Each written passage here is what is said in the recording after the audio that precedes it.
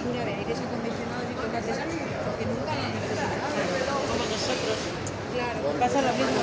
De hecho, ahora ya hablamos, hay gente, uno de los...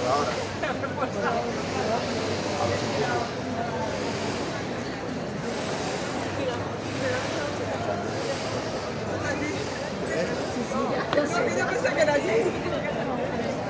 No, ¿O será ella?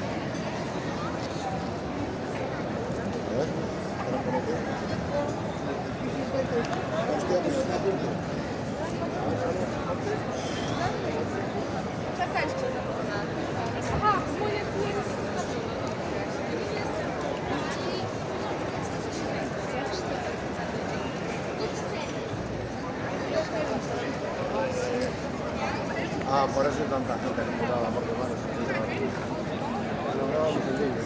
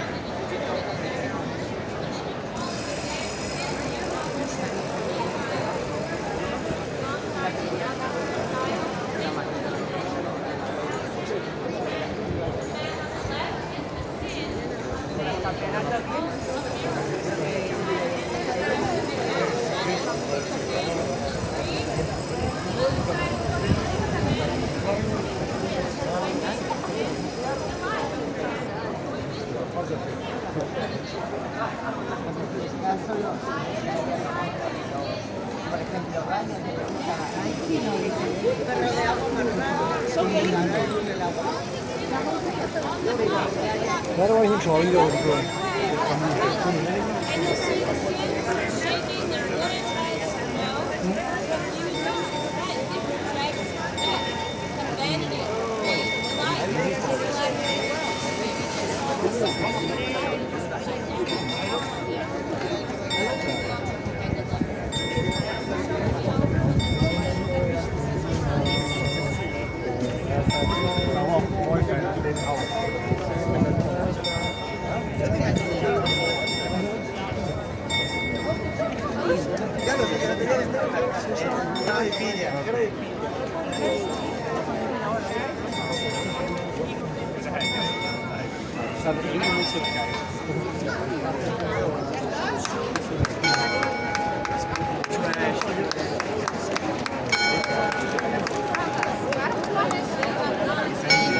Happy New Year!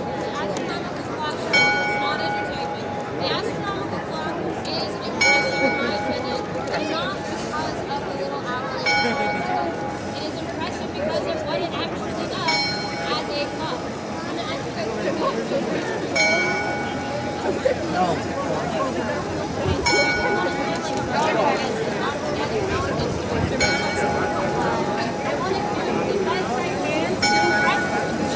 that is teach you to read the time. If you can read the time on this clock, you feel like a wizard. So let's start with the upper circle, the upper dial. You've got a black ring around the outside. On that black ring are gold numbers, 1 through 24. Look at the numbers and see if you can find some you don't know. Because these are not written in Arabic numerals. These are written in Gothic numerals. Different numbers can be used. The number of 4 and 7 look completely different. Now look for the golden hand. It's literally a little human hand, a little gold hand up there. It's right now, just after these 14. Now 14 doesn't look like a 1 and it's blue. You can imagine the digit of 8, 2 circles. 4 is half of 8. There's 1 circle, the very loosely formed 14. Now that does not mean it's 2 p.m. 14 means 14 hours after sunset. When the hand points to 24, it is sunset. At 1, it is 1 hour after sunset. This system is all about sunset, and it is known as gold check time. Now the same hand is showing the time in another system. Tucked inside the black ring are Roman numerals. 1 through 12, 1 through 12 again. Another 24-hour system. This one should be familiar to you. We started this year at 10:30. That says it is now 10 o'clock. The Roman numeral 10 below the hand. The astronomical clock is incorrect by 1 hour half of the year because it does not do daylight savings. To be fair to the clock, daylight savings did not exist when they designed it. So, give them a pass on it. And it'll be correct again in the winter. Come back at the right time of year. Alright, inside that, you have the third way to tell the time. This one's my favorite, where it gets astronomical. Look for the sun. There's a flat golden disc representing the sun, and every day the golden sun will travel across the painting on the background, which is 3 colors, blue, red, and black. The sun will travel through the blue of day, into the red of dusk, into the black of night, into the red of dawn, into the blue of day, again. A journey each day. Now that system only has 12 hours. Hours are from sunrise to sunset. So the blue is divided with bold lines to create 12 sections with 12 hours of a day. But that means hours change as daylight changes. Hours are not 60 minutes. They are 1/12 of daylight. So that means they can be anywhere from 40 minutes to 90 minutes. And the time of year is shown by the position of the sun on the arc. Not only does it move in a circle each day, but it also goes up and down. Midsummer's day, longest day of the year, the sun is at the top of the arc. And in midsummer, it's on the outside edge of the clock face, and it takes a long time to travel through those long summer hours. After midsummer's day, it begins its journey down, every day creeping lower and lower and lower for 6 months until the winter solstice. Shortest day of the year, it hits the bottom of the arm, and it travels quickly to the short winter hours at the shortest day of the year. But wait, there's more. The sun is also traveling through the zodiac. That smaller ring with the 12 horoscope signs. Most people know their star signs. You can find yours up there. The zodiac is a map of stars, a map of constellations. The sun travels around the zodiac once a year to represent the solar orbit around Earth. They got it wrong. We are going around the sun. I hope you already knew that. Not the other way around. But it was the 15th century when they designed it, so I'll give you a break. Alright, if the sun can't travel around the zodiac once a year, it is already traveling every day to the blue, red, and black. And so the zodiac ring is following the sun each day, and it rotates behind the sun. It makes one rotation per year. Very slowly moving behind the sun. Meanwhile, the moon is up there correctly. They have a little black and silver ball that travels around the zodiac ring at the exact same speed our moon travels around this planet every 28 days or so. And that little black and silver ball, it's got mechanisms inside of it to rotate and show us the lunar phase.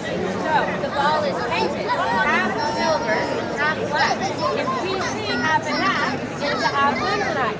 If we see all silver, it's a full moon. If we see all black, it's a new moon. Looks like nearly a full moon. I love the astronomy clock. It's really fascinating device and very impressive technology. You will not find imitation clocks in the souvenir shops that do these functions. You will find analog clocks painted, decorated, being sold as souvenirs. But you won't find any replicas doing all of these features because of the complexity it takes to build. I think it speaks for itself. All right. Do you guys have any questions? Who built it? Great question. So the history is kind of spotty. For hundreds of years, it was believed the clock was built in 1490 by a man named Gavrisюk.